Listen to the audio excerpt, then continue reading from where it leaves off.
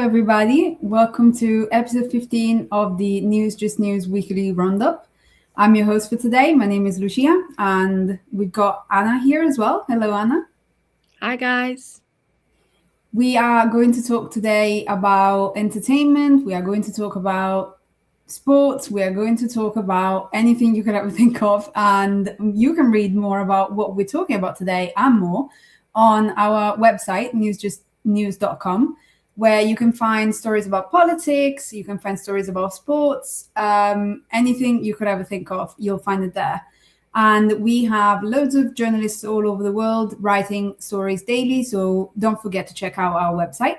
We are starting today with the Winter Olympics. As we all know, they just recently ended, just last week, and there's been a lot of talking around the Winter Olympics for the sports events mainly, obviously, but also for very fun moments, very joyous things that have happened during the Olympics. Would you like to tell us about that, Anna? Yes, of course. So I'm sure everyone has heard about Alysa Liu. This is in the figure skating realm of the Winter Olympics, aka my favorite section. And Alysa Liu, she skates for USA, Team USA, and won the gold medal. But there's a very inspiring story behind it, and I think it's something we need to talk about because it really goes to show about how athletes can really fall under pressure and the way that athletes can succeed when that pressure just comes off. So for context, Alysa Liu, she started competing at the age of 13, very, very young, and was just under so much pressure and kind of lost her love for figure skating. And she retired at age 16, which was a crazy, crazy moment. And it kind of sparked a light on how that pressure can make you lose love for your passion. And 2 years later, when she turned 18, she landed up calling her coach and said, I want to skate again. And during those 2 years, she went to university, she traveled the world, kind of discovered her life outside of figure skating because that's what she grew up with. She didn't really have a childhood because it was training the whole time. So after doing that, she realized she wanted to skate again. Her coach was not so a bit worried about it, and they had about an hour and a half phone call talking about it. And he kind of said, are you sure you want to do this? When Olympic skaters come back, often they're older, they don't have much of their skills left. And she said, well, I'm 18, I'm young. And he said, okay, let's do it. So fast forward to 2026, she's in the Winter Olympics and she won gold. And she kind of went in with the mindset of, I'm just going to go out there and have fun. She's skating for joy, not for medals, not for the pressure.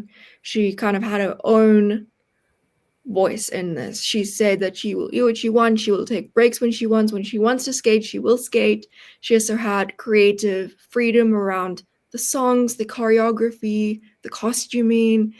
And when you see that performance, she's wearing this beautiful gold dress and she just skates there with so much joy. When I watched it, it brought tears to my eyes. It is a beautiful, beautiful performance. And it just goes to show when you go up there with kind of no expectations, just going to have fun. And you can see that she's smiling throughout the entire performance. And she did brilliantly and won gold. So a very happy story. Yeah, absolutely. I also seen the performance and it was absolutely amazing, like you said. And I also think this is the right, approach. Even though obviously when you're a figure skater in this case, but if more specifically if you're an Olympian, you have to put in a lot of effort and a lot of training, and it's definitely a difficult life, if we can say so.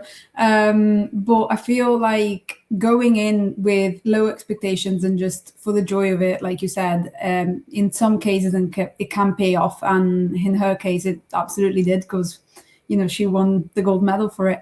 And also she looks so bubbly. She's kind of she's such a fun personality, I don't know if you've seen her hair as well, like the way they are. It's so amazing. And I've actually read online that she said that the reason why was because she wanted to kind of like add a layer every time, like every year or something like that, so it would kind of like resemble the inside of a tree, which is insane. And yeah, she's just very fun and bubbly, and I've also seen online her interviews, and she actually said that she's a big anime fan. So they've asked her about anime, and she talked about Jujutsu Kaisen and Chainsaw Man being her favorite ones. And she was carrying like a little plushie of Pochta, which is like the devil, the chainsaw devil from Chainsaw Man, which I thought was adorable. So yeah, I feel like it's one of those things that you don't really often see, specifically for figure skating, but in general, like for the sports world, like athletes tend to be, very serious sometimes, and I feel like this, her personality gave a new, I don't know, a new joy to the whole sport and to the discipline. So it was really nice to see. But we are staying still in the Olympics in a certain way, but we are introducing another topic now, which is about Taylor Swift. What has she done now? Let's just see with Anna. She's always plotting and scheming and surprising us every week. She kind of connects to the Olympics because she was actually a voice behind the 3 US female figure skaters with her song Opalite, and she talked about their backstories with the song playing in the background. It was a beautiful promotional video she did. But she also, Opalite, it's part of her 12th album of The Life of a Showgirl, which was released a few months ago. So it's crazy news that song Opalite has actually hit the Billboard Hot 100 this week, setting complete chart records off. She also recently released the music video, and that I think is a reason for it. But this achievement is major. She's in tie with Rihanna for the third most in terms of #1 hits in chart history, and only really the Beatles and Mariah Carey are ahead of that record. So it's an insane achievement, and I think a big part of that success was the Olympics, that promotional video, but mainly the music video, because when she was going off and doing her promotional interviews, she went on the Graham Norton show. And it was a beautiful moment because during that interview, one of the people who were also being interviewed said, "I want to be in a Taylor Swift music video." And she had a little mastermind face, and she's like, "Is it?" And fast forward, we got the music video, and most of the people who were interviewed with Taylor are in it. We've got, and I hope I'm pronouncing this right, Domhnall Gleeson, something along those lines. He's an Irish actor, yeah. He was the one who said, "I want to be in a music video." So he plays the little quirky, lonely love interest. And the whole idea behind the music video is you spray this Opalite spray and it makes things better. Again, a very positive motive and everything. So he plays the love interest, and we get cameos from everyone else in it. We had Louise Capaldi, Cillian Murphy, Greta Lee. They all make promos throughout the music video, and it was just such a great moment, kind of to see just a complete reunion of the show put into this music video. And it's a beautiful music video, I will say. So it's really exciting. And when she made this achievement on the Billboard Hot 100, she made an Instagram post basically showing the creative process behind that and expressing her gratitude. And it's just showing once again, she can really do it all. And she's got this formula and this presence that gets her to achieve these amazing record charts. So yeah, that's Taylor. I feel like what's happened there was that as soon as the episode ended, they went behind the scenes and she was there like, "Okay, do you want to all join? I've got a video in like 3 years." But yeah, absolutely. I agree with you. And I feel like the song is also, it's such a nice song, even though, actively listen to Taylor Swift, but it's kind of like you can't escape it because it's kind of everywhere, and especially on social media, on TikTok and on Instagram, it's been used as kind of like a background noise for background music for reels. So it's hugely popular for that reason as well. And the video is very sweet, as you were saying as well. And I think it's very remarkable that she managed to cast that many people, and also people that wouldn't necessarily appear in music videos. Like you mentioned Cillian Murphy. Like I feel like he's one of the most reserved people in the show business. And I know he mentioned once that his daughters are like Taylor Swift fans, so it could have been also related to that. But it's quite, it leaves quite a big impression, the fact that she managed to cast him in a video of hers. So that's pretty nice. So once again, we are talking about stories that you can find on our website. So you can go and read about Taylor and about the Olympics. We have also loads of stories, sports stories related to the Olympics, obviously on newsjustnews.com. So you can visit our website for that. And going from positive stories, we now have to talk about something a little bit more controversial, which is something that happened at the BAFTAs. So the BAFTAs happened they took place on the 22nd of Feb. So it was just last Sunday. And apart from, giving awards to one battle after another, which is Paul Thomas Anderson's movie, which won basically everything on that evening. The British Oscars of this, award season have also been at the center of the attention because of a controversial, event that's happened during the evening. Basically, John Davidson, who's an activist and a spokesperson for Tourette syndrome, was present in the audience during the evening because there was a movie called I Swear, which was presented, and basically won an award during the evening. Actually, Robert Aramayo, who plays John Davidson in the movie, won the prize for Best Actor during the evening. So it was quite an emotional moment as well. And John Davidson was there, and there was this controversial moment in which, while he was in the audience, he shouted a slur directed at Michael B. Jordan and Delroy Lindo, two Black actors that were on stage at that moment to present an award. Both of them are stars in Sinners, by the way, another movie that about which we talked about quite a few times in the podcast. And he shouted this slur, but obviously with him, having Tourette syndrome, it's not something that he can control.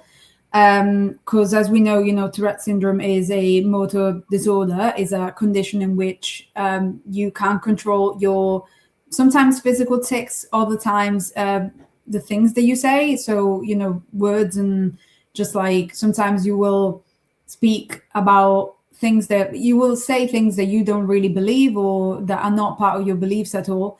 And this has happened obviously during the event. Everyone heard it, and it was quite a difficult moment because obviously the people on stage looked quite concerned about what just happened, and he must have been mortified. And after the program, he actually apologized and he said, "I'm really sorry about this. Obviously, it's not something I can control.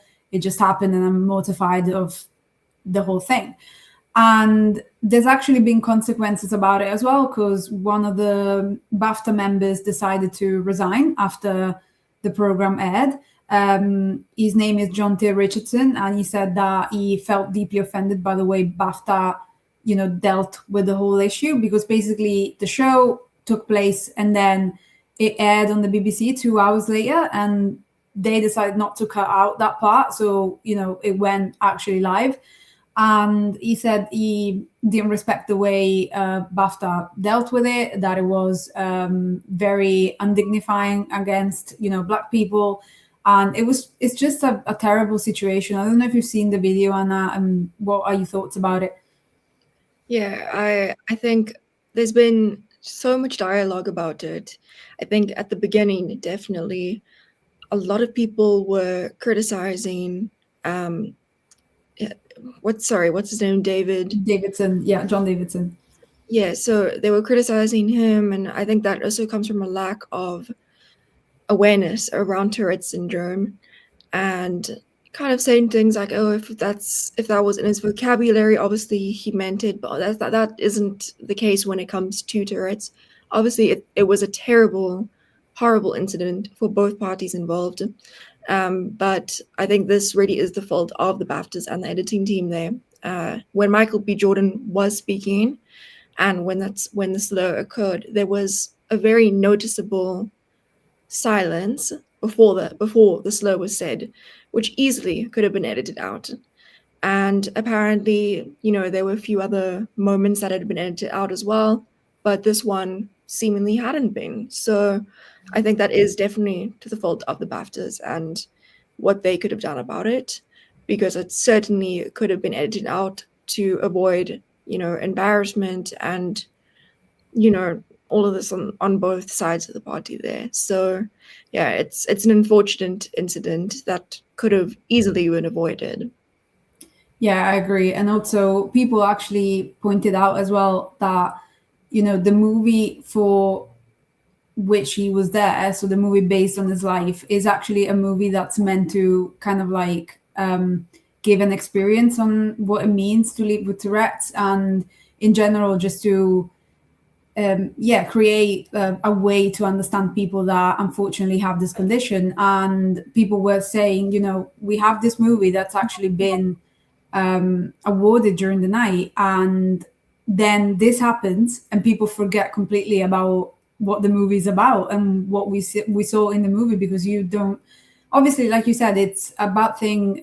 It's a terrible, situation for both parties, but at the same time, you can't really expect him to be able to control something that he can't control. So it's unfortunately, a really unfortunate situation. I'm hoping that it gets sorted in the best way. But I'm glad to see that he already apologized, and the BBC as well and the BAFTAs as well have apologized. And unfortunately, that's the way it went. Yeah, but we're going from from this kind of like unfortunate news to a lighter note now. We end on a lighter note. So we are going to talk about Scooby-Doo. So we have a live action coming, and we have some new news about the castings. Yes, I'll go ahead. I've talked about Mckenna Grace on this podcast a few times now. I'm a massive, massive fan of her. And she's just been casted for the role of Daphne in the Scooby-Doo Netflix live-action series. We don't know about any other casting decisions. This is just the one we know. And it's so exciting, not only for her career, but also for fans. I think she's expressed her interest in the past of playing this role. She's been a huge fan of Scooby-Doo over the years, dressed up for us Halloween as Daphne. But also just Mckenna Grace as an actress. She's officially been in 12 highly successful franchises in Hollywood.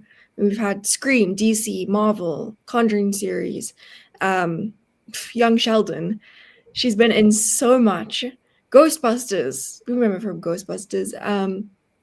And she's been acting since she was about 5 years old. So young. And I think this is going to be a very defining moment in her career, as a lot of movie critics have said as well. And it's going to be produced by Belanti Productions, which produced Arrow, The Flash, Riverdale, You, the series, and then of course it'll be on Netflix.